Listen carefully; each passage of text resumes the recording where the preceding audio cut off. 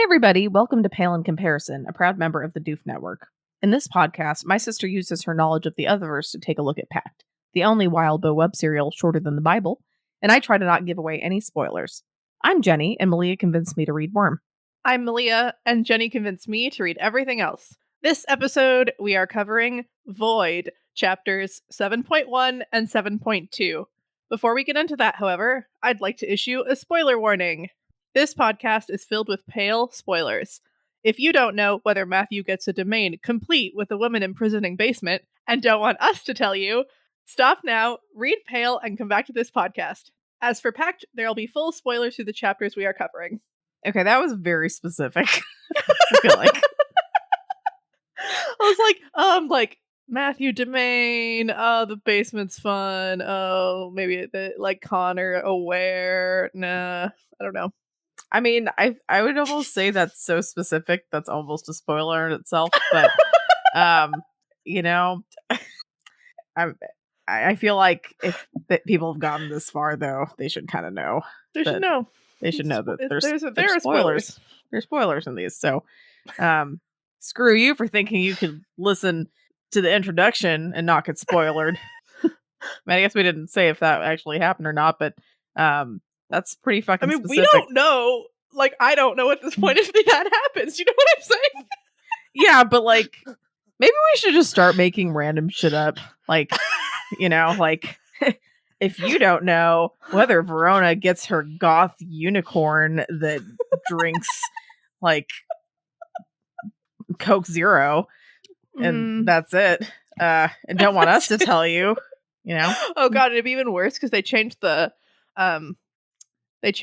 recipe or whatever of Coke Zero within the past year, and my fiance is really upset about it. And I don't think anyone else on the planet has really noticed that much, but he's stopped drinking Coke Zero because he's so mad about it.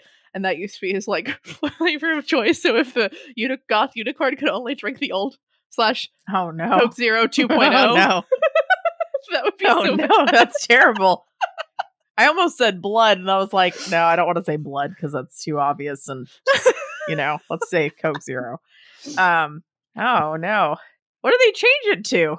I thought they just refined the formula to They made it more like Coke, so it's sweeter and it's I don't know. Ben describes it it's sweeter and it's less refreshing. Which he's right, but also I don't know. I don't care. Maybe I'd like it more, or maybe they'll have to do a Coke 1.0. Well, original Coke Zero was total trash garbage, and then Coke Zero was for a long time really, really good, but I only learned that it was really, really good a couple of months before they changed it. And now it's not as good, or it's just as good but different? I think it's slightly worse, but I also have forgotten. It doesn't really bother me. Well, as everyone knows, Diet Coke and Coke Zero and all that have been a source of much controversy just in the world, I guess. That in the 80s, Coke tried to change their formula. They changed it to New Coke, and people got really fucking pissed because I guess they were trying to get it to taste more like Pepsi, because Pepsi was doing better at the time. And so they changed it to New Coke, and then everyone got really fucking pissed. And so they're like, oh no, we need to change it back. And that's why they did Coke Classic. But Diet Coke is what New Coke tasted like. What? Yeah. So Diet Coke is what New Coke tasted like. And then I think I don't remember when they came out with Coke Zero, but that's when they realized, hey, we actually can make a diet drink that tastes like our actual Coke. So, but we can't get rid of Diet Coke because there's a lot of people that love Diet Coke. So we're going to make it Coke Zero. Wow.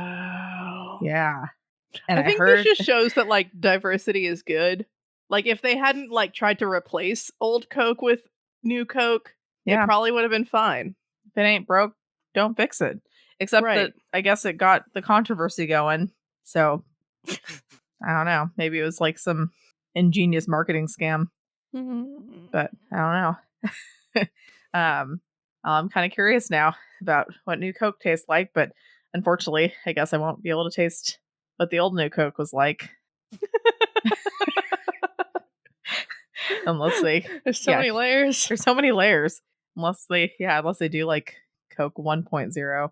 I could see them doing some crap like that, honestly. Ben would be happy. 1.0, and then Well, if they brought could it back. make like a Coke Zero version of like cherry Coke or vanilla Coke, and then make that like 2.0, and like I think don't they know. already have like Coke Zero cherry, whatever. Oh, they just don't cherry have Coke a Zero exciting or name. whatever. No. Okay, that's not exciting. I guess fair enough.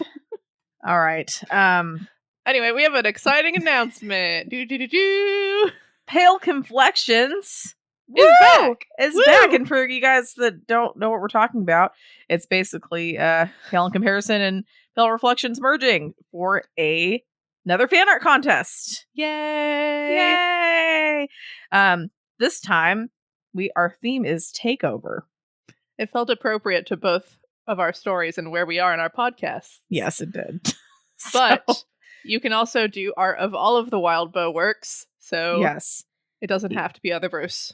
It doesn't have to be Otherverse themed. You can go crazy. Yes. I also saw something on the Discord where somebody wanted to submit like a song. And I think that the holding was that you could submit a song, but somebody has to actually perform it. You can't just submit like lyrics. So we're branching out, y'all. I mean, that's art. So it's still a wide word out there. Yeah. Heck yes. Please, someone write a song and sing it. That'd be great. I would love to hear your song. Yes. It is I feel like that's sooner than I expected. I'm not gonna lie. But it's only really a couple weeks long. It's gonna be due on April 1st. Woo! Yay! So get your artistic senses tingling and go make some art. Let your artistic senses take over your system. Be like, careful not to let it take over your life. You have no right to groan after your pun that you just made. Okay.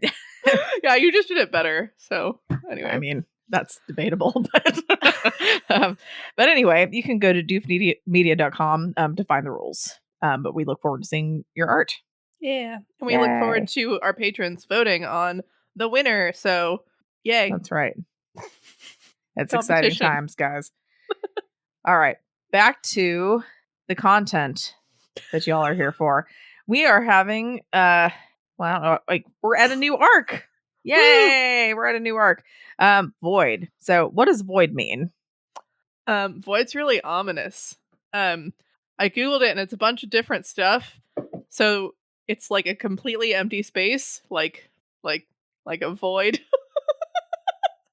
I don't know if void and vacuum are different. If a vacuum is a type of void, that void maybe can have air molecules in it, but a vacuum has to have nothing. But yeah, there's like this emptiness. So that's like scary and upsetting. But then of course there's a legal meaning, right? If something is void, you think of like contracts, marriages, shit like that. Yes. I shouldn't laugh. Like a marriage can be declared void. True, but that's just not the first one I would have thought of. But go ahead. You're explaining a lot of stuff. I went onto Westlaw, which is like a legal research site thing, and I was looking up void in like secondary sources just to make sure that I wasn't really forgetting anything. And the first like 20 articles were all about voidable marriages or voided marriages, and I was like, this is a lot, y'all. Like, why isn't contract? I mean, marriage is kind of a contract, but also like it was weird. It's not exactly a contract. Anyway, so there's that. There's like this thing that you tried to do actually doesn't work, so it is ineffectual. Like trying to make this contract, but it's void, or this provision of the contract is void for some reason. So that's also ominous, given that Blake makes contracts with demons. Yes. And one that threw me for a loop was in bridge, in like cards, maybe in whist. If you haven't been dealt any cards in a particular suit, that is void. Interesting. Okay. Yeah. So I don't know if that'll come into play, but that was cool. And I don't understand how to play bridge. So yeah. And then The last one was like a medical-ish definition, to discharge or drain away, to excrete waste matter. So your kidneys void stuff, or maybe your wound voids stuff, which True. is fun. Like It usually like eats. talking about like peeing when I think of it, like, Mm. if they've voided, yeah. But yes, that is correct. That is a medical thing. Void also makes me think of, I don't know if anyone's seen this. I'm not necessarily recommending you see this because I couldn't finish it because it like fucked my mind. A movie called Enter the Void that I think was like in 2009. It's really fucking weird. It's like really trippy. It's like, I kind of had to like look up the plot again, but because like that's not the part. It's just like the way it's shot. It's basically like some guy that's like a drug dealer, living in like Tokyo, and he ends up getting shot and killed by the police. Hmm. But like he basically like, I guess, has an out of body experience and like sees his own body, and he floats above the city and kind of sees a bunch of crud going down. But it's like really psychedelic and like a lot of neon, and it kind of feel. I mean, I've never taken drugs, but it kind of feels like a drug trip in film form. It's kind of it's kind of crazy. um I just wanted to mention that because that's what I thought of with Void. I saw your face right there. You didn't look impressed. No, just I guess I'm like, why did you stop because you were bored? Did you stop? No, Like, because why it did was you just, I stop? couldn't handle watching it anymore. It's just like, what the fuck is this? Like, like I can't take it. My mind can't take it. I need to, like, it's stressing me out. Like, Mm. I after this maybe I'll find a clip of it just to show you, and you'll be like, why are you showing me this? Um, Cool. in fact, I'm gonna Google. No, I don't want. Yeah, I don't even want to watch the opening scene. I just want to watch some random. It's just, yeah, it's just like it hurts your brain. Hurts your brain to watch. Oof. That's what I'm gonna say. Yeah, it's not really a pleasant thing.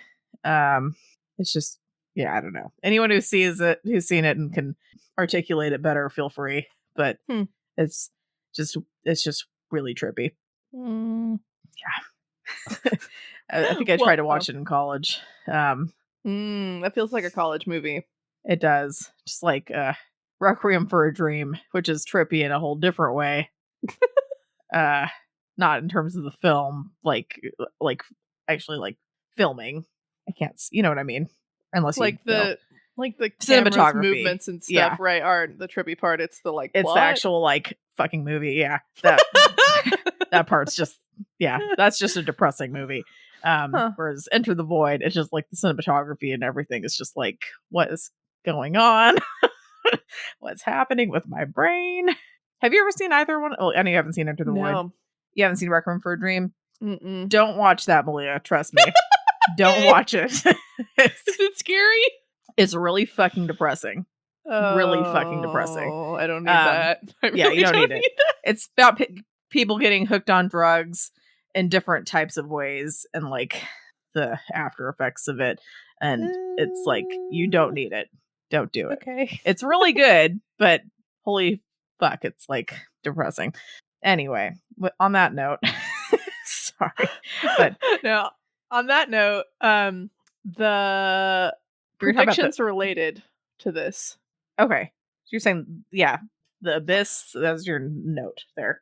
Yes. So I was thinking of like, what's the void? What's a void? Like the first thing I thought of, I guess, was the abyss, because abyss and void sound similar to me.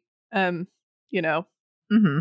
words. But then but I don't know that we're gonna. I mean, I guess I still don't know if demons are from the abyss or where they're from exactly. If there's another dimension, I haven't quite clocked that yet. But maybe there's something to do with that, or maybe some other just like big blank spaces. I mean, I don't think again that we have the paths really impact. Mm-hmm. But they do seem like kind of like there seem to be big voids between paths where we, just like big spaces and like weird emptiness. But also this seems like maybe we're losing something. You feel a void can be caused by loss of something, or we try to do something, but it just like was totally ineffectual, or maybe Pose is gonna eat someone, and void his contract or something. It sounds bad. Yeah, that kind of sounds bad the way you're saying it like that. Yeah. Oh, maybe Blake's gonna like lose at cards. Maybe Isadora's gonna be like, "All right, for your final test, we play whist," and then Blake doesn't get the thing that he needed. That's really optimistic. Now I want to learn how to play Alternatively, whist. with Isadora, he could be going into the void of her belly. That's true. It's That's probably true. big in there. She's a large lady. She's a sphinx, so she probably can Yeah. eat a lot, you know? Yeah. I guess she'll have to void later, you know? No. I'm sorry. Okay. I'm sorry. We went there. I can't take it back. Except you can edit this. I'm gonna let you choose. No, it's just think about your all integrity, you know. staying in. Okay. Never mind. I'm not gonna go there again. But anyway, There's yeah. Well, I'm still thinking about like bridge. There's some game where like grandpa teaches you how to play cards. Teach cards. Anyway, I don't remember what it's called, and I actually haven't played it, but now I kind of want to play it because I think there's some sort of like simple video game where you have a grandpa and he teaches you how to play cards.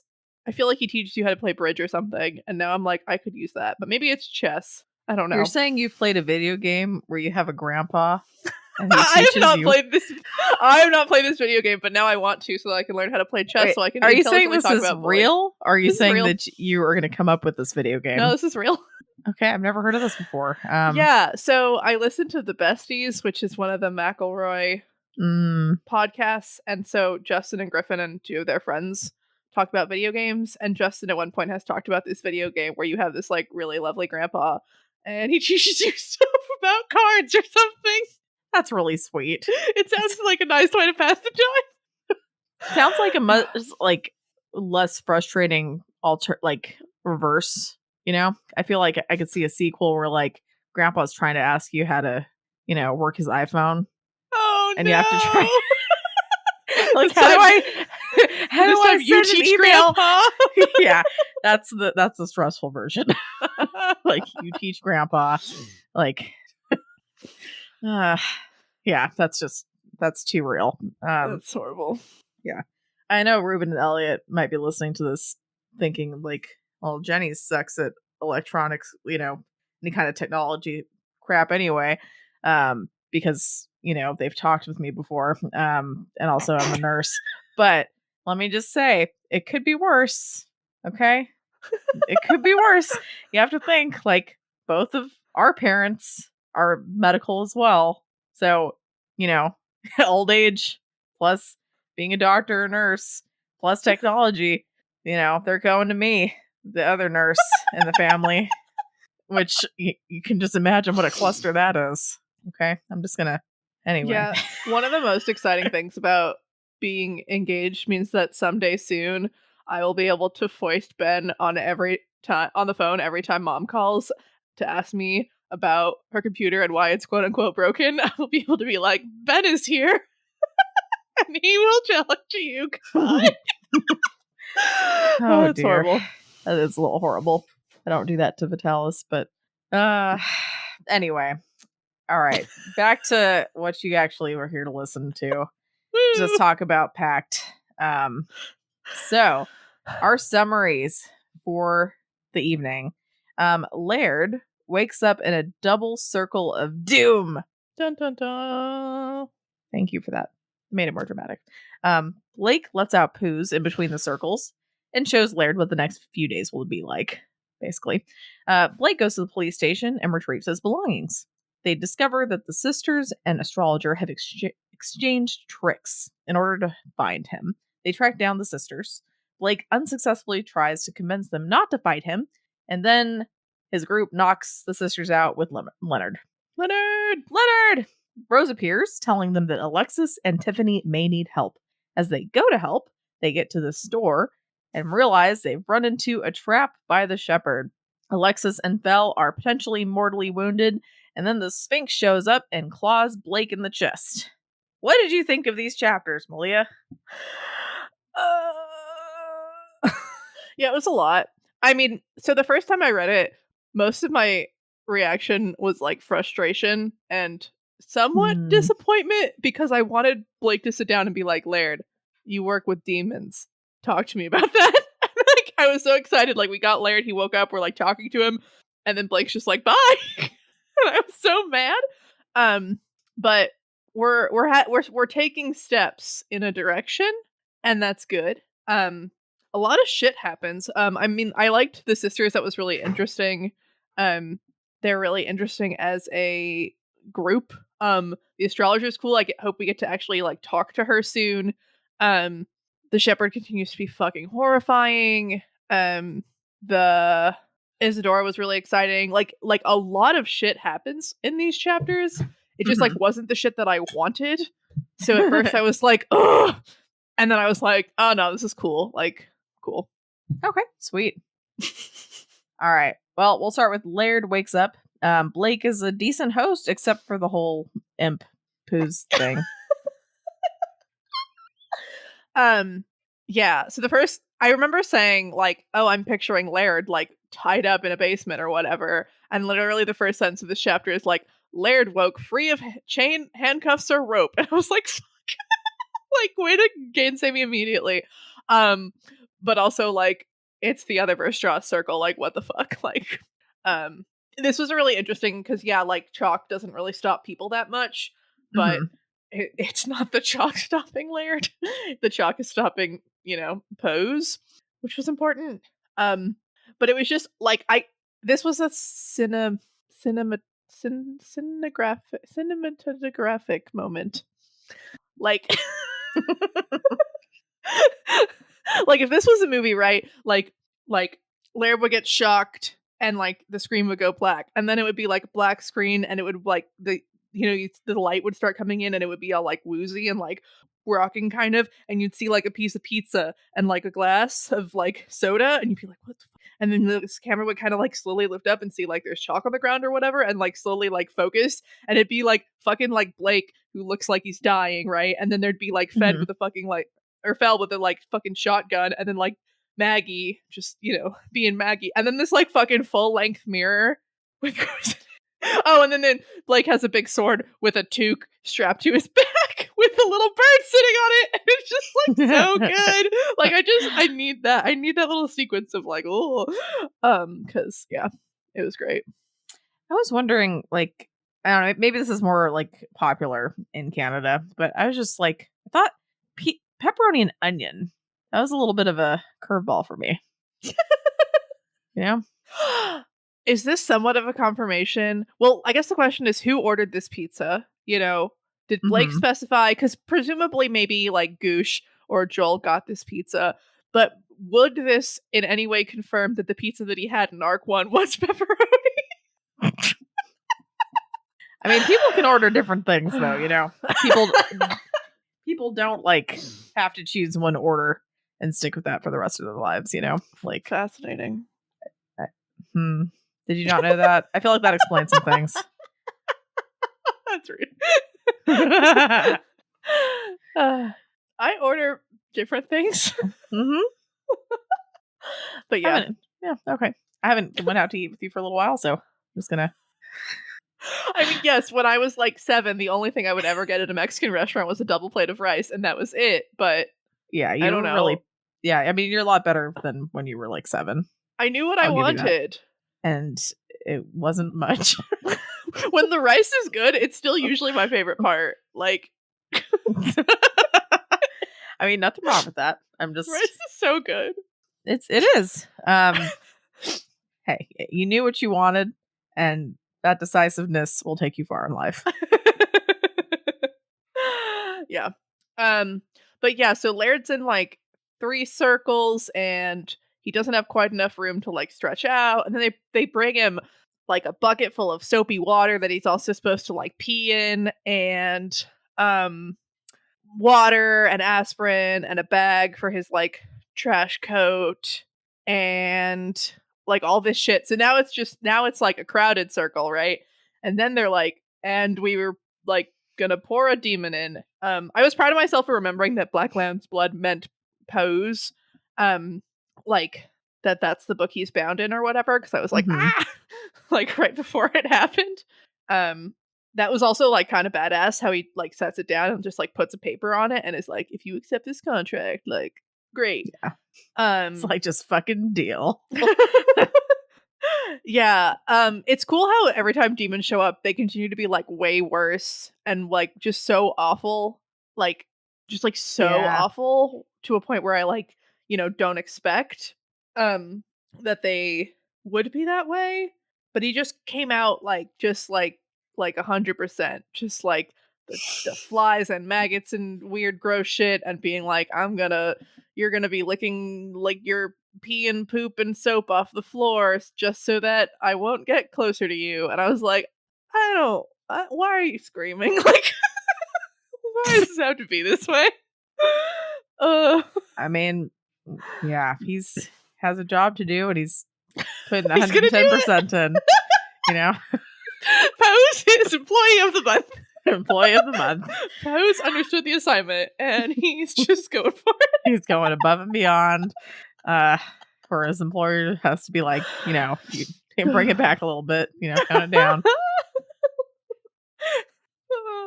Oh, he sucks.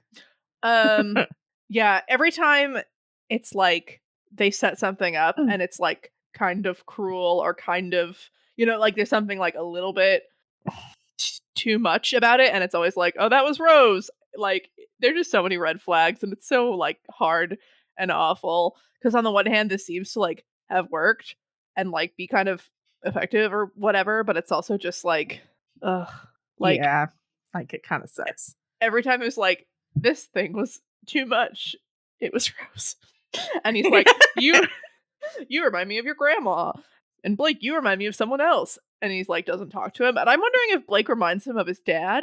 Do you think that he would tell him? I mean, I guess it depends on what kind of relationship you think he had with his dad. But like, I mean, we just had that chapter, right? We just had the chapter with Rose and seeing her, seeing Eamon think about her summoning the thing.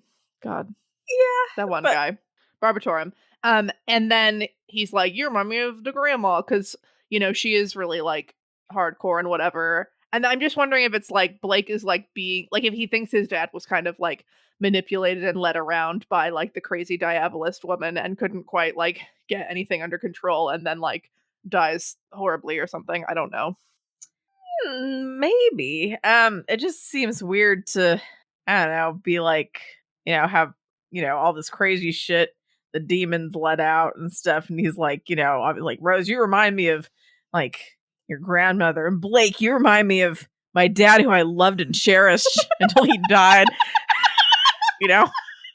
Sure. I'm not sure. I'm not sure if he felt that way about his dad. A lot of practitioners don't feel that way about their parents. Although that is it seems true, like but Eamon probably did coddle Laird. It felt like it was like, I'm supposed to put the pieces together and figure out, like, I should be able to figure out who this is, kind of. Mm-hmm. And that was like the only thing I could think of. And it's just like, you remind me of a punk ass bitch. That could be it. You remind me, I mean, he didn't specify, so it could have been anybody. Like, you remind me of this really irritating guy I knew in high school. You remind me of this total dick I saw on TV and just wanted to punch him in the face, but I couldn't because he was in the TV. Well, that's like sort of the funny thing about stories, right? Is like, that almost certainly isn't it. Whereas like, if it was real life, like that could totally be it. Yeah. It's fun. This is also a really interesting way of learning about like deferring responsibility. How spirits are dumb and have short-term memory problems, and so if you just like leave him in a circle long enough and then he breaks the circle and Pose shows up, like the spirits will have forgotten what happened and they'll just be like, oh, you broke the circle, dumbass. Like,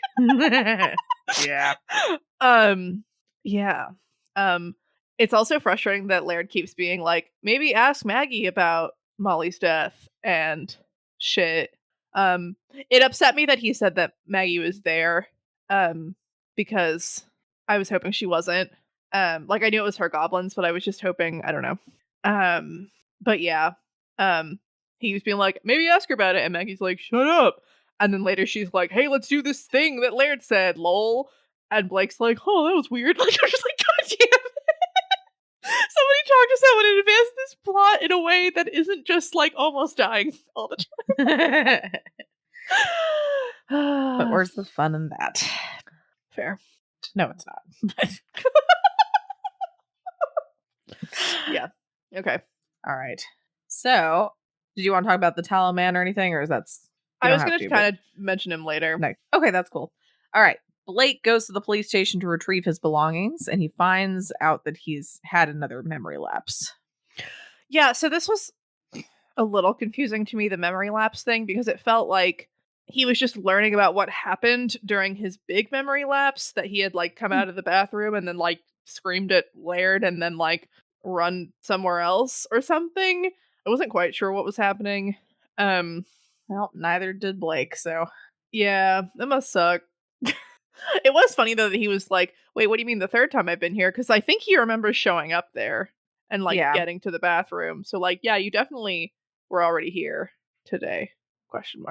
But yeah, on the way there, Ty is like giving Blake shit about like being a Bond villain. And I thought it was interesting, like the framing that like we're the bad guys. I mean, it is like you have a dude trapped in a place and you have this like elaborate trap set up and then you're like leaving.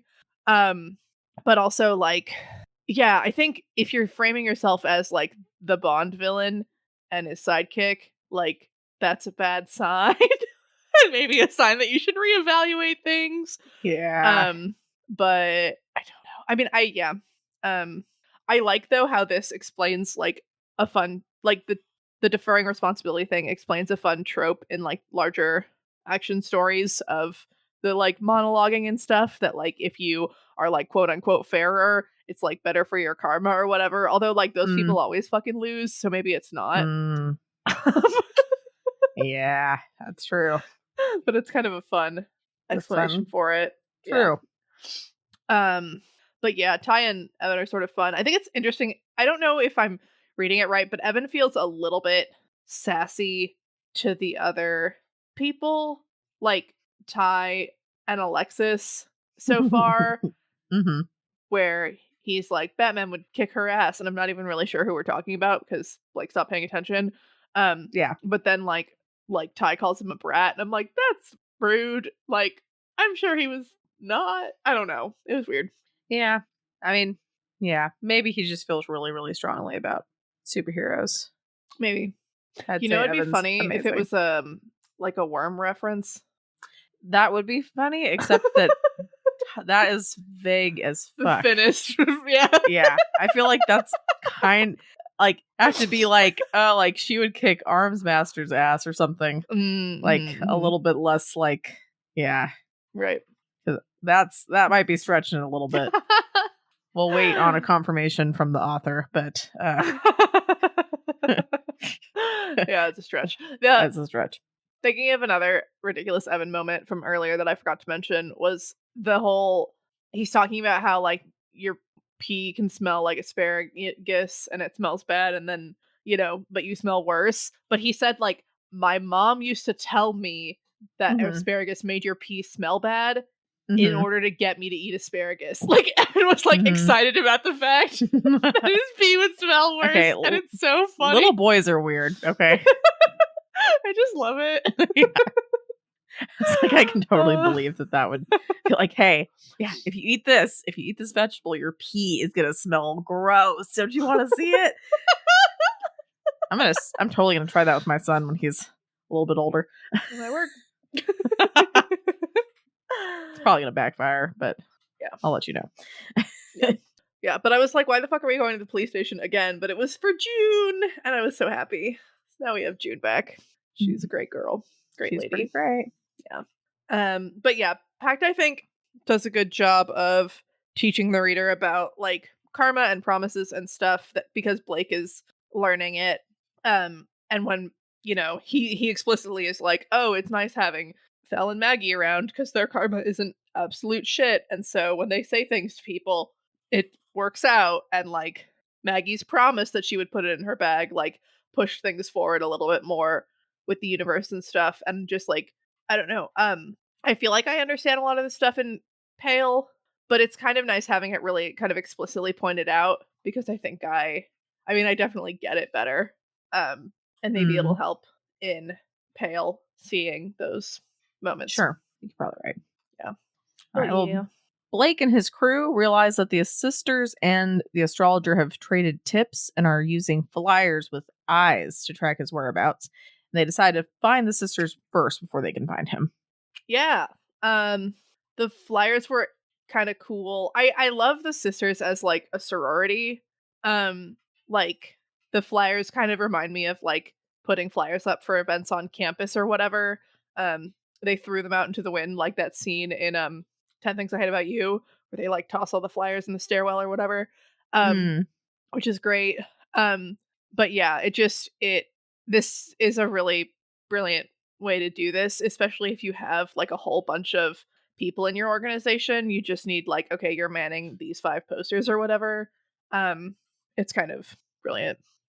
that is a little brilliant. Yeah. Um, and yeah, I mean, just this whole like organizational structure where Blake wasn't understanding why these women would want to do this.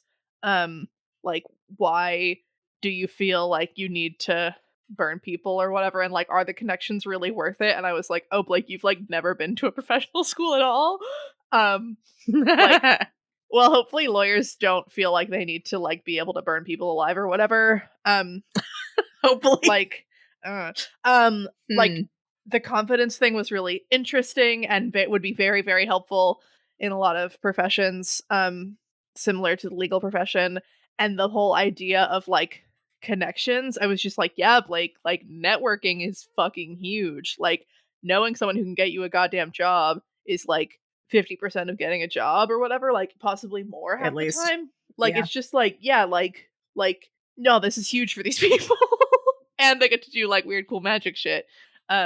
Like it's Yeah, that's huge. yeah, it seems like a really kind of brilliant way to have a huge circle that isn't like as hard to manage or whatever. I don't know.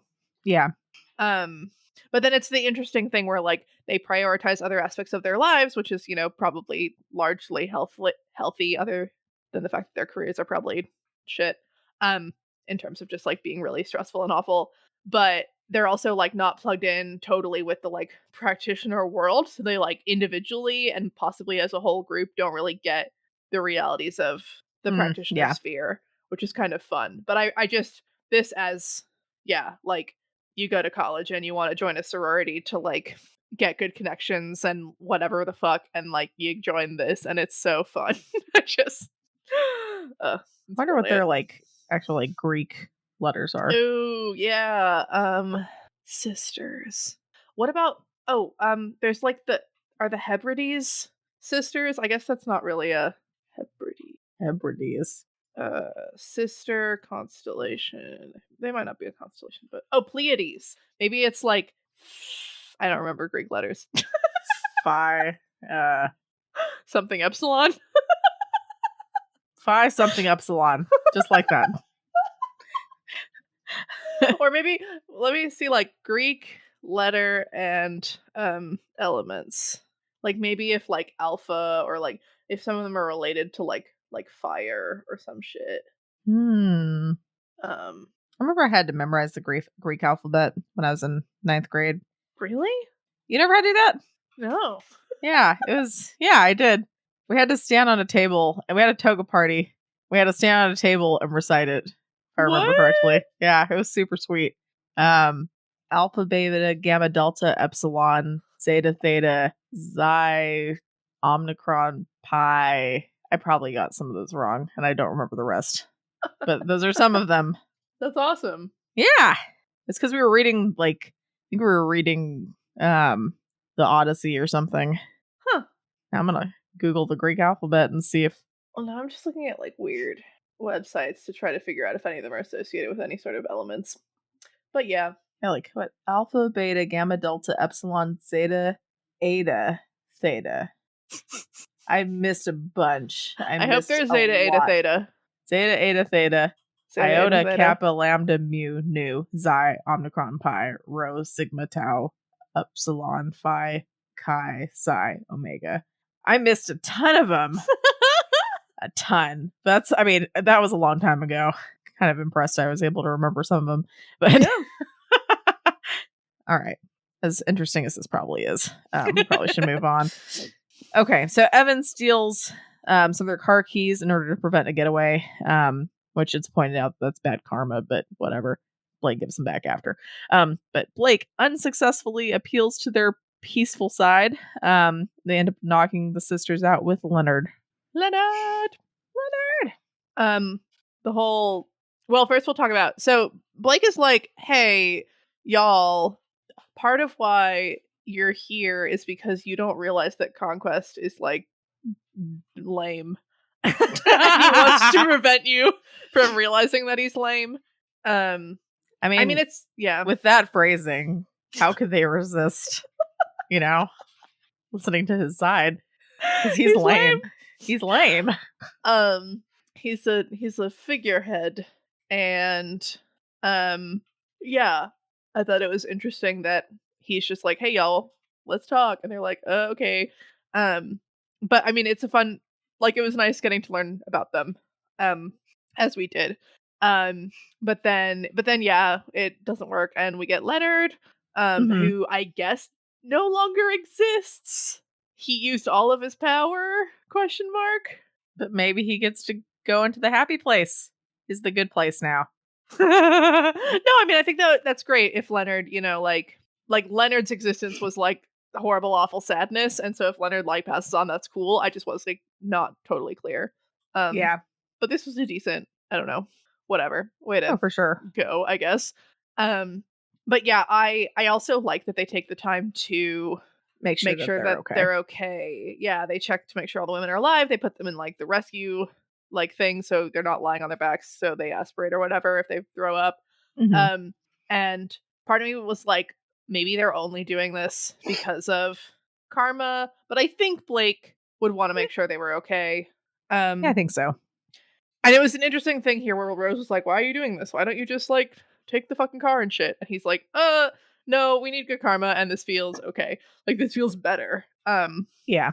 Which, yeah, it's interesting how often karma seems to be like doing the right thing, and how often it seems to be like doing things that keep the universe in order, and like how those things are not often the same. Mm-hmm. But then he like writes on her neck and is like, I didn't slit your throat, but conquest would have. And I was like, that was melodramatic, and I think they understand that you could have killed them. That's like so literal and just like kind of like what like an elementary school kid would do, Be like, I don't know, like, really, you're gonna draw a dotted line to just be like, I would have cut you right here. But I didn't. But yeah, I just like really like, okay, for one, you didn't need to do any of that at all. But like, if you had to, the line would suffice.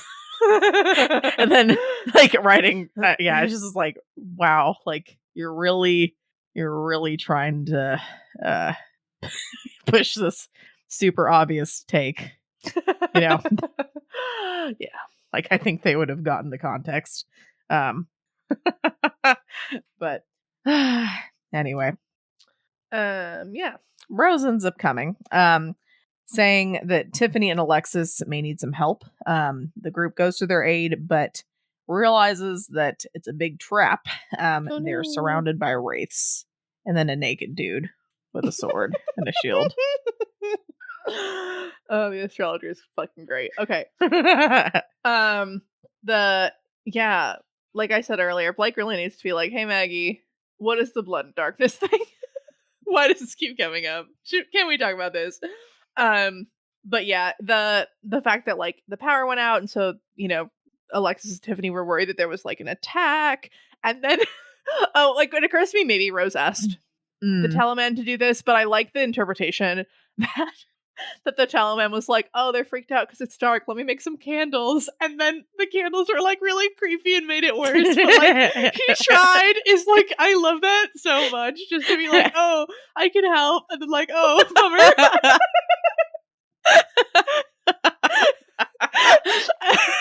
And the thought really reminds me of like Monty, like trying to do his best to be like friendly and cool and just being like so fucking creepy in the process. It just doesn't work. But the thought counts. Right. The thought does count. That's very sweet. Which is really sweet. Yeah, the whole like the group's walking together except for Maggie, Fel, and I, and I'm like, wait, that just means that Ty, Alexis, and Tiffany are walking together. And it was like, is this Blake keeping himself separated? Is this like pulling away from him? Like both are sad. I can see why they would be like, this fucking sucks, but also I don't know. Are you confused about like the trading physical discomfort for psychological security part? Kind of. I mean, like, it seems like he can trust these three people. Mm-hmm.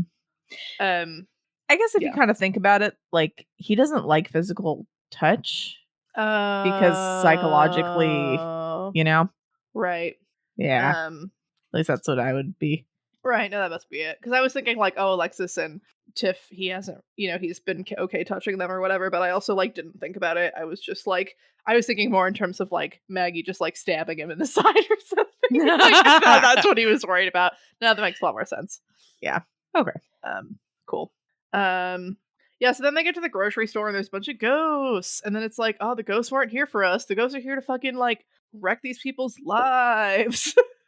Wreck their lives. Holy fuck. It was so like the whole like them they would take things from people who were like somewhat similar to them, and then they just started like murdering all of them, and then like later Mary breaks the window and then they like are all like murdering all the things like to like make Blake upset because it's his fault sort of that people are dying sort of and also to like make the wraiths stronger to attack them.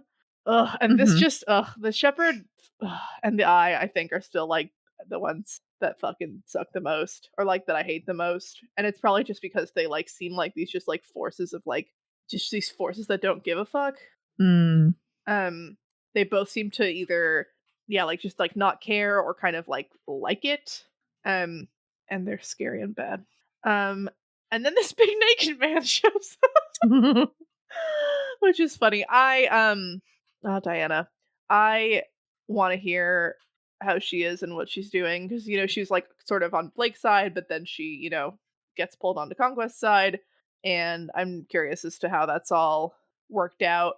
And I was trying to figure out, so I guess what I was sort of thinking was happening was that she was using all of her like towers or whatever the fuck she has set up all over the city to like draw power, and then she can like create these things that are like, I'm assuming like constellations, like blah.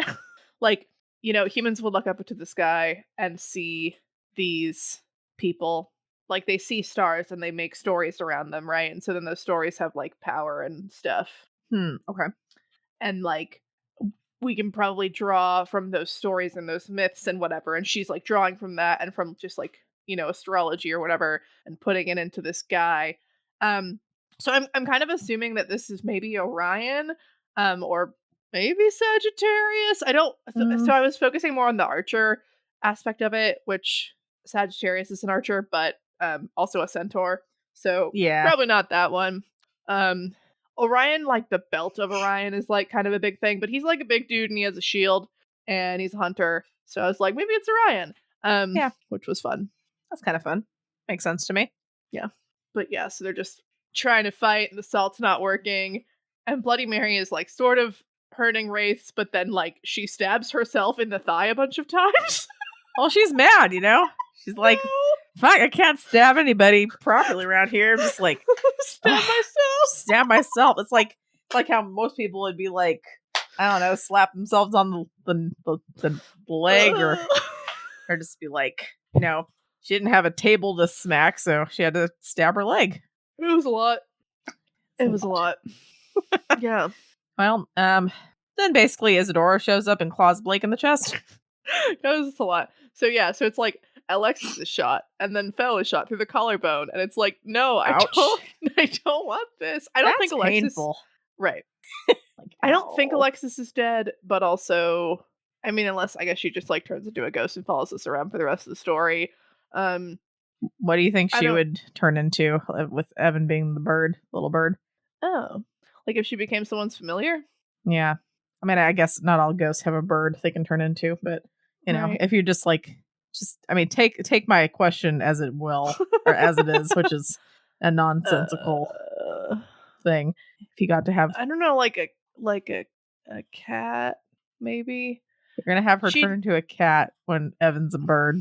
Oh yeah, interesting. They could be friends. she needs something that can with sharp, pointy thing. Oh, maybe like a porcupine. That's not what I thought you were gonna say. Like tattoos, you know. She likes tattooing, and so she needs some like needles. So I was thinking cats, have like claws, but maybe she'd be a porcupine. I do not picture her as a porcupine like at all, but no, I like it. Hey, no, I mean that's fine if that maybe works for you. A hedgehog. Maybe more. Well, no, yeah, no. I mean, not for me, but maybe that's what she's meant to be, a porcupine. Okay, what do you think she is? I don't know. I haven't thought about this. You were like, not a porcupine, obviously. I know, but it just doesn't feel right. Doesn't feel right. Hold on. I feel like there's some. Hold on. I can't think of what it's called because it's not. I mean, the only thing I can think of is like, you know how like a zebra. I don't think she's a zebra, by the way, but you know how like a zebra, like underneath their fur, like they actually are striped. Oh yeah. Like there's another like a smaller animal. I think it's a mammal that I think has something similar, but I can't think of what it is. I don't know. I have no idea. I don't have a clue. I mean, okay, what would Fel be? What would Fel be? Maybe like a ferret. I'm thinking a chameleon. Ooh, yeah. Because cool. Illusion magic. Yeah, I like it. It reminds me of my joke that I feel like I have a joke, but I think I need to save it for when Ruben and Elliot are on. And it's my chameleon joke, Malia. You know this one, right? I feel like the same thing has happened where I didn't really remember it, but then you said it, and then it was really funny, and I don't remember. Okay, I'm just gonna say it, and then I can always say it again. But I kind of want to hear like their reaction when they hear it. So I don't know. You can decide to cut it out if you want. But what do you call a chameleon that can't change colors? Right, and then I said a lizard, but it wasn't a lizard. That's your punchline. A lizard. It's a lizard? No, it's not a lizard. But I'm like, how is that a punchline that makes any sense? Most lizards can't change colors. Yes, but this is a joke, Malia. Right. I thought it was funny. Okay, we're just gonna have it be like that, and then everyone. No, what is it? No, a lizard. Oh my gosh. Okay. So let me start over. What do you call a chameleon that can't change colors? I don't know what. A reptile dysfunction. Yeah. I remember this happening. I was like, oh, I forgot you said a lizard. Well, this is great. This will be one of those jokes that I can just tell you over and over, and you're always going to think it's a lizard, and then you'll be pleasantly surprised. I think that's my best joke. Why Ruben and Elliot specifically? Because I just feel like we would be doing a podcast with them, and I like trying to make them laugh, but I feel like about half the time I'll say something that I think is funny, and they'll just like, do that thing where it's like kind of awkward silence after, and I'm like, where you would laugh, but I'm like, well, okay, I thought it was funny. Obviously, they didn't. So I'd be curious to see if they actually would laugh at this one, or if they would just be like, this is awkward. It's fair, but that's my best joke. Okay, so good. It's great. I overheard it from a doctor who is coming out of the OR and telling people. He actually was saying like they were telling like erection jokes or penis jokes, which while they were taking this like fortunately sleeping patient to pack you. So I know they weren't going to pack you. I don't know where they were going because they were going the opposite way. The fuck you. Pack you. That's the post anesthesia care unit. It's like after you're done with surgery, you go there to wake up. Yeah, I don't want you guys thinking that that's all doctors. You know, all doctors make like erection jokes. They make a lot of other stupid jokes too. Okay. Or maybe it was lizard jokes, but I think it was like penis jokes. I don't know. Maybe they were a urologist both. or something. Who knows? Anyway. Anyway, then feel free to just edit all that out, Malia. Just take this chunk of time and like just toss it. It's fine. No, I feel like we weren't that zany last week, and so I feel like people could use a little bit more zaniness. A little zaniness. Yeah. A lizard. You like thought that was the fucking punchline. What do you call a chameleon that can't change colors? A lizard.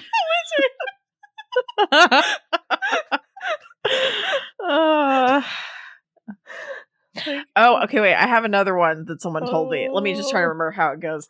It's not like a penis joke or an inappropriate joke. It's just a cheesy joke. Okay, I remember. Why did the scarecrow get a promotion? It was stuffed. I love your answers. What? I don't know why. What? Okay, wait. What? Did it get a new suit? Wait, did it get a new suit? No. Why? Okay, so I'll say it again. Why did the scarecrow get a promotion? I don't know why. Because it was outstanding in its field. She was trying to think of things that scarecrows do. That would be funny. Well, they do stand in their field. Okay, I know that was grown worthy, but like I know a lot of people hate puns, but I fucking love puns. It was really funny. I was mostly mad at myself for not being able to guess it. Okay, well I appreciate that. It's just like the way, like the first joke you were like laughing, and this one you're like, ah! That was really Oh good. my gosh. Good for that scarecrow. I also heard that at work too, but Hmm. I guess I need to just listen for jokes at work, basically. Yeah, good for that scarecrow. Like it's a real thing. Yeah. Anyway, then Isadora is there and she gouges Blake in the chest.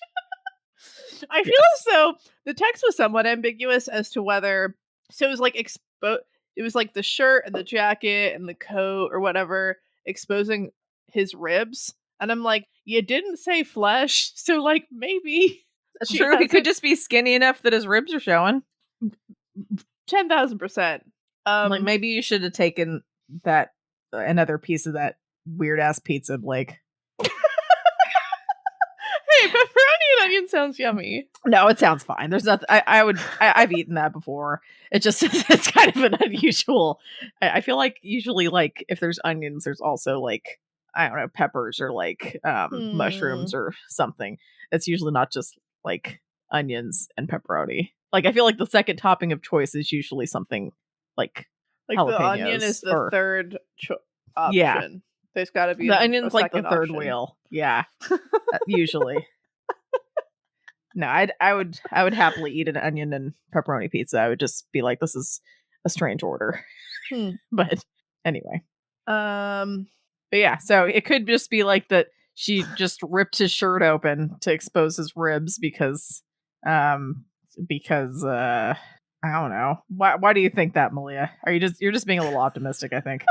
But well, it's just like maybe that's what happened, and then she wants to put some seasoning on before she's devouring him. Do something else, right? Like, yeah. Step 2 is she's gonna take the failed salt and douse it over Blake. Yeah, she doesn't need to eat the clothes. That's true. Yeah, that would just like that's too much fiber or something, and She doesn't need that. I feel like that when we were talking to her on the balcony, that she sort of implied that this could help Blake, like her attacking. And I do think that, like, no one else is attacking anymore, so that's a plus. And, like, maybe we can somehow get out of this situation. Even though I do think that Isadora seems to, like, want to kill him. I don't know. I mean, she's pretty much said she's going to kill him. She said she'd, like, attack him. I mean, That- I didn't She think was that like, she was talking it- about like a cuddle attack. She was like, it might help. Wait, like pale, here's a no, like I'm gonna just love attack you with like so much love.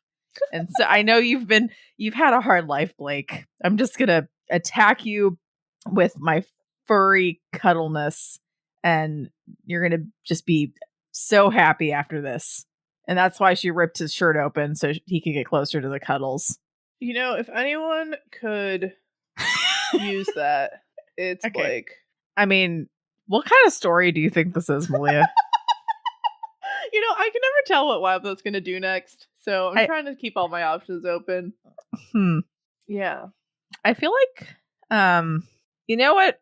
Sure, you keep that cuddle party attack close to your heart, Malia, and just hope that that's just Blake getting all the love, and everyone's gonna realize that, like, you know, he may be a diabolist, but he has a good heart, and he's just trying to make the world a better place, one demon at a time.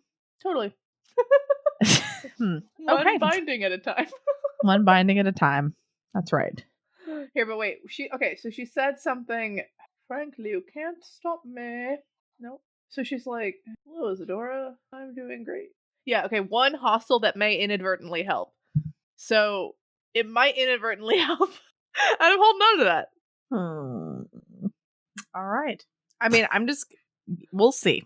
All right. We're gonna read more.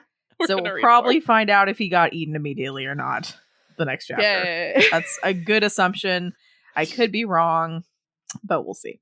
Cool. All right. Now our pale in comparison section. Fuck. Let me think. I didn't think this far.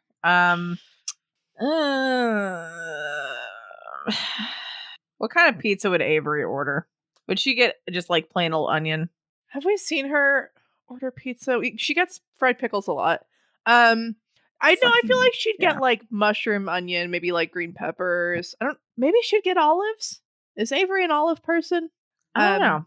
Maybe just like a veggie pizza with, you know, like those come usually with like tomato, pepper, mushroom. I'm not gonna lie, this might be a controversial take, but I'd rather have olives than bell pepper, I think. I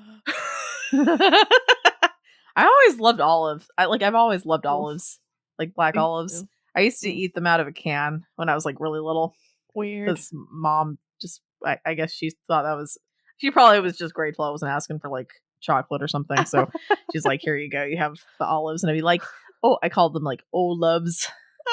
Like, can I have an Olub? That's so cute. It's pretty cute. But yeah, I don't know, the brininess and everything, like there's something I just like about it. So I'd be down to have that. I know that's probably, I've never liked olives. People are probably going to attack me now for giving pepperoni and onion a hard time. But I don't know. Would you order a pepperoni and olive pizza is a weirder order than pepperoni and onion? I'm gonna say that right now. I mean, I know objectively you're probably right, but like I would be more likely to order a pepperoni and olive pizza. I don't think I ever would really, but like I think I would be more drawn to eating that than the onion one. I can't really explain it. I know it's weird, but I know Verona would probably be with me on this because she likes weird food. That's true. Although she likes onion, so she'd probably be like olive and onion and then like just some raw garlic sprinkled on it. Just because, you know, she can. That's the thing a lot of people like. Ben really likes roasted garlic. He gets really insistent that the garlic be cooked in the onion in the oven with the pizza. It is pretty delicious. Yeah. I like it both ways. I like raw garlic now on things because that's one thing that like Vitalis, he's like it's one of those things they eat in Lithuania. They'll like get diced up garlic just on like bread with butter. And it's I mean, it's obviously really strong and sharp, but honestly, like once you get kind of used to it, it's pretty good. I could see Verona eating that. Like for sure. Yeah. Lucy, she probably wouldn't eat that because she's like has a more normal palate. Maybe. She really likes the, like, meat sticks or whatever, though. Like, she does and, like, pepperoni slices and stuff. She's not yeah.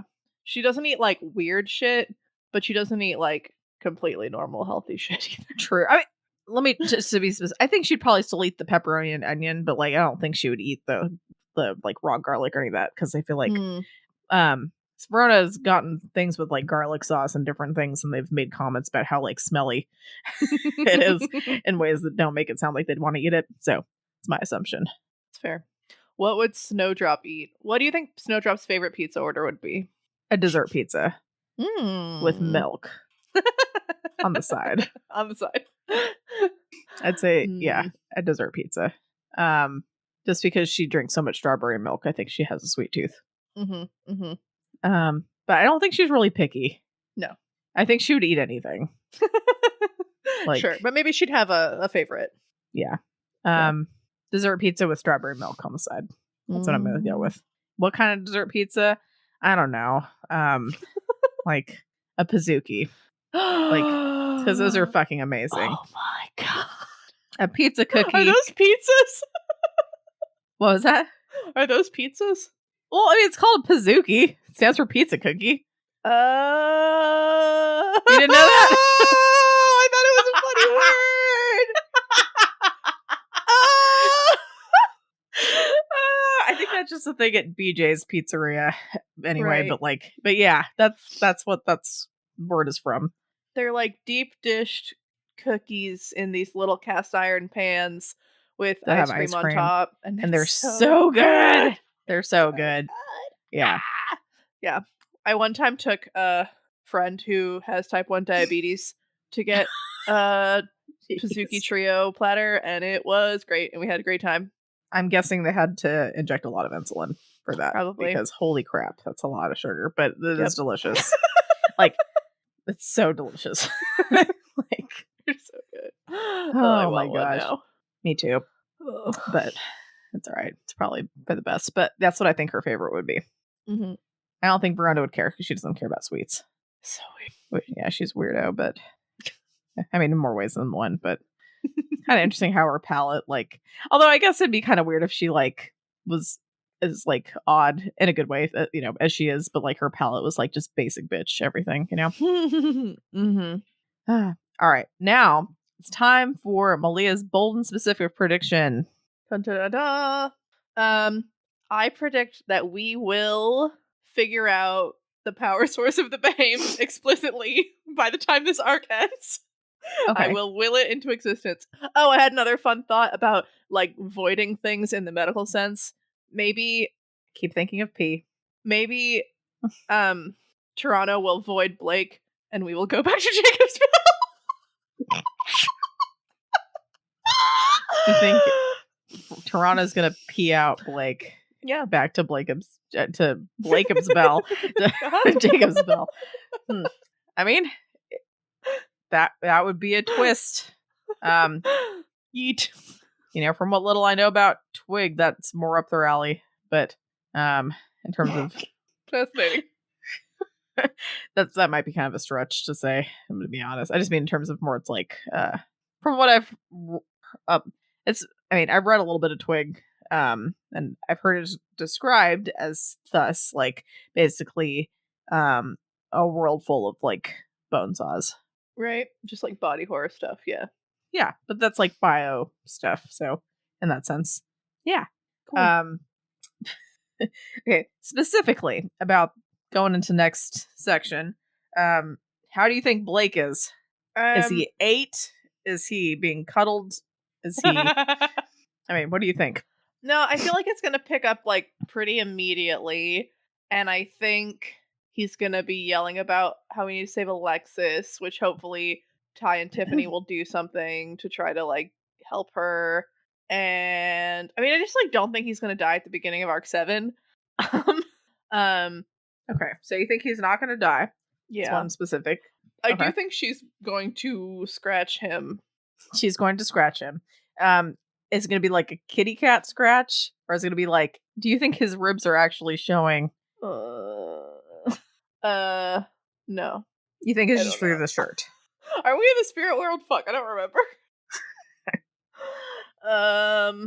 If we're in the spirit world, I think his ribs are showing. Okay, if we're not in the spirit world, then I don't. Commit. This is bold and specific. We're not in the spirit world. I don't think she is sliced through to his actual rib cage because the story has to keep going. Okay. All right. I'll take it. This is hard. It is hard. All right. So we'll go to our previous discussion question, which is kind of a two-parter.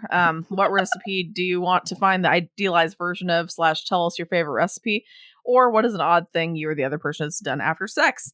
I also specifically mentioned parsnips and turnips, and I have to say no one's idealized recipe had turnips or parsnips. So I don't know whether to be excited or like disappointed or just like, I mean, like that should have been a given. We had a lot, which I'm really happy about. Woo! And I feel like I'm going to ask this again at a later date because I want to try everybody's recipes. Although some of you guys didn't actually give us recipes. You just kind of told us like vague stuff, which fair enough. But come on, guys. Give us the good stuff. We want to know. Snowdrop's tiny fan gave an amazing sounding hot chocolate recipe that she like just put up in Discord, and I haven't tried it yet, but like have you tried it, Malia? No, but it involves like toasting and marshmallow in a toaster oven so that it like perfectly like marshmallows. Yeah, like shit like that. Like it's like there's like vanilla in it. It just it sounds incredible. It sounds great. Interesting thing, like there's cornstarch I think in it just to like thicken it up a bit, and she says it tastes like drinking like legit like melted like chocolate. Which is kind of awesome. So I'm definitely going to try that. We're not going to read everybody's because just looking at this, I've got a lot of comments. So I'm just going to kind of look, kind of scroll a couple random. Wolf Tamer 9 mentions they have a secret recipe for honey cake that they have on Jewish New Year. But if she told us if they told us their grandmother would assassinate them in their sleep. So bummer. Fair enough. And then they're trying to look for a recipe for caramel frosting, cream cheese frosting, and concentrated spiced apple cider syrup to create a spiced apple cider cream cheese frosting. They haven't quite gotten that together yet. Wow. David L. Hunt has shared the actual recipe of his mom's blonde brownies, which sounds really, really good.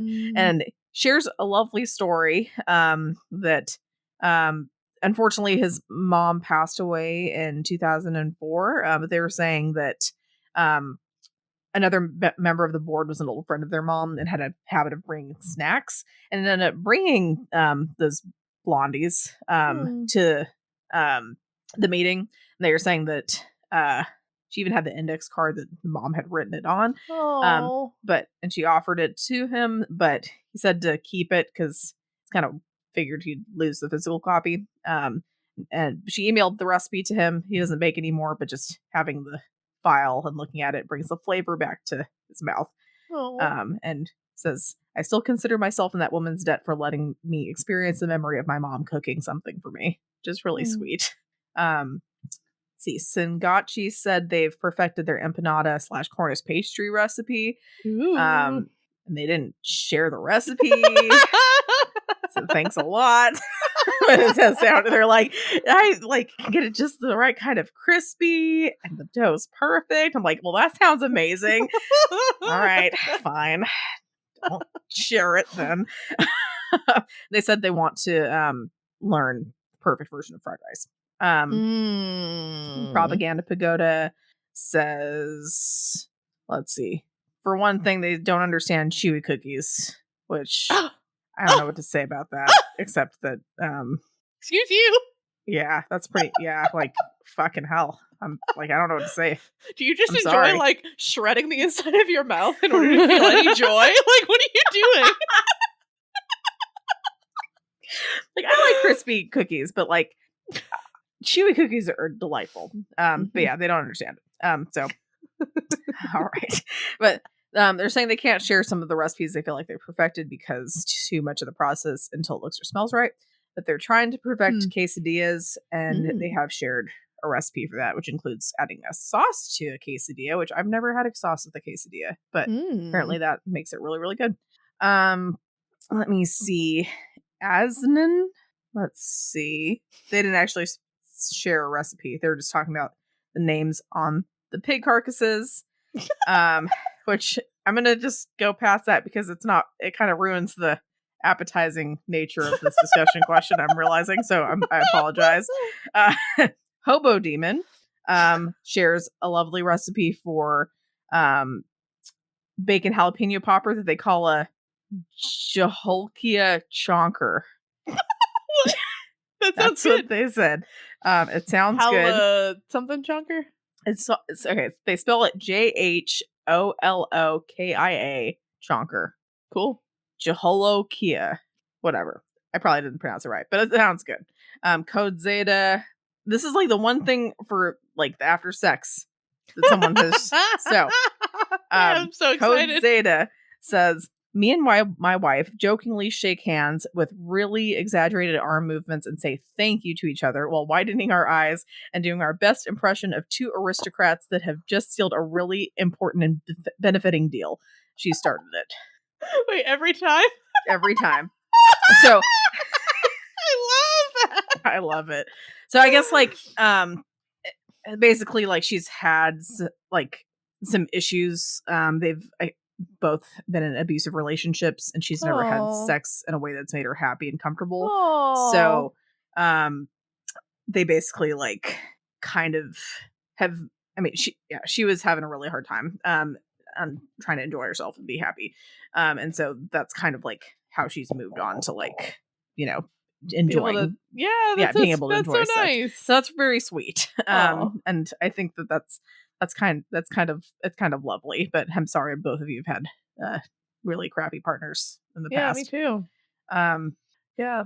I was gonna say, in terms of the sex one, I feel like I remember Elliot saying something about a practice like Milo Santates, but instead of having to kill people to get cool shit, you like have sex with people and then do weird shit afterwards in order to get weird powers, which sounds fun. It sounds fun. It sounds fun. Like, yeah. Just like nothing like creepy and bad, but just like kind of strange. I love it. Like you have to like I don't know, like blow bubbles and stand on one foot or something. I don't know. Oh, the Code Zeta actually does share that they want to find the ideal stroganoff sauce recipe. Ooh. And it looks like they're from Brazil. They said they've butchered its original Russian roots with Brazilian over-seasoning. And they mentioned something called, that honestly sounds like a spell to me. Or like some kind of potion ingredient, which is probably going to make everybody laugh. But they said it's called Myristica fragrans. Ooh. That's not an American thing. Because they're like, I didn't know America doesn't have. You'd think it did since it's so fucking good. It's natural and just multiplies the flavor of anything threefolds and adds a texture to the flavor. I can't explain it. It's like salt without making you die. So it sounds great. And I think I'm not convinced it's not magic based on that description. And I want some. Yeah. I don't know what it is, but is that just a Brazilian thing?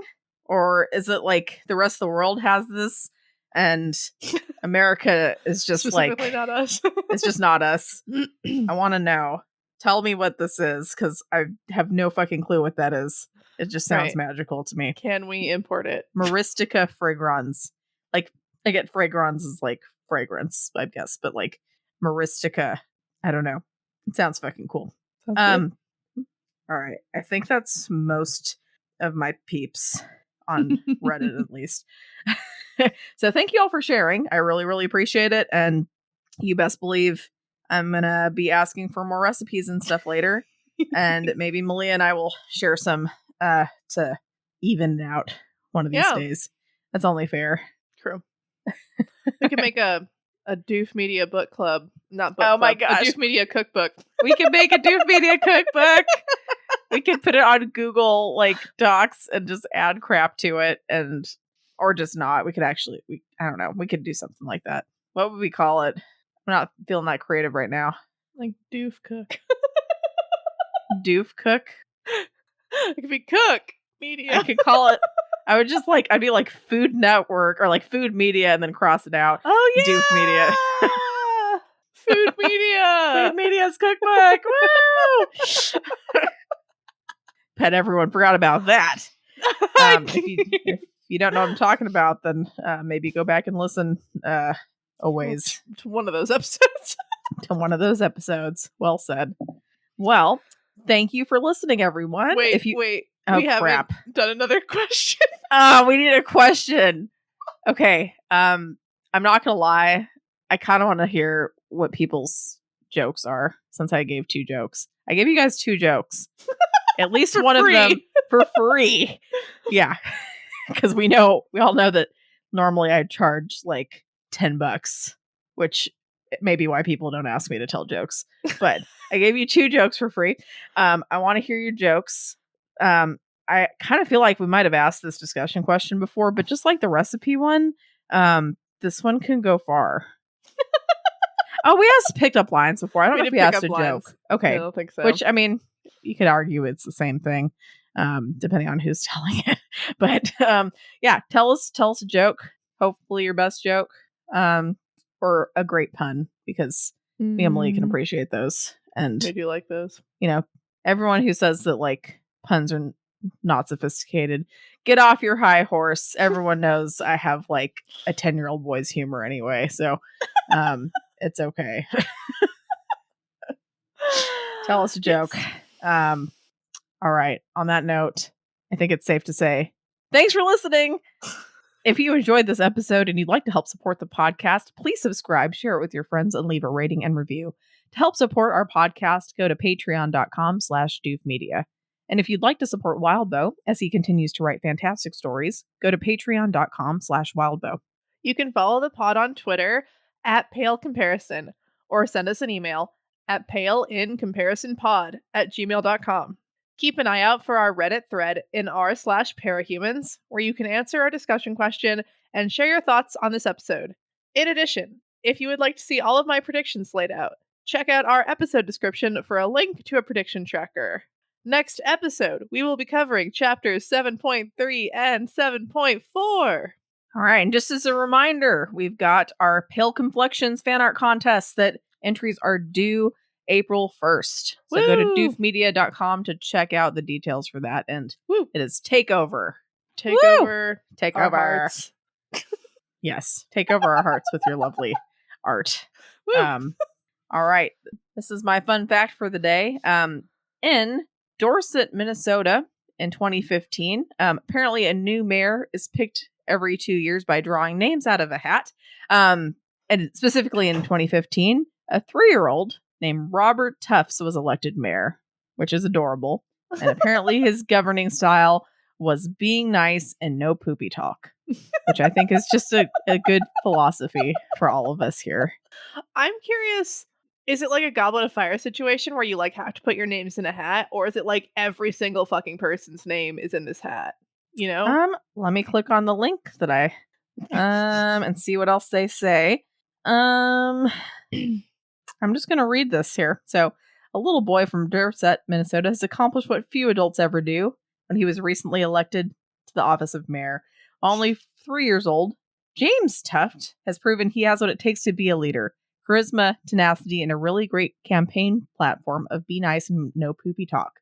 The motto was taught to him by his 4-year-old brother, former mayor Robert Tufts, and clearly resonated with his constituents, all 22 of them.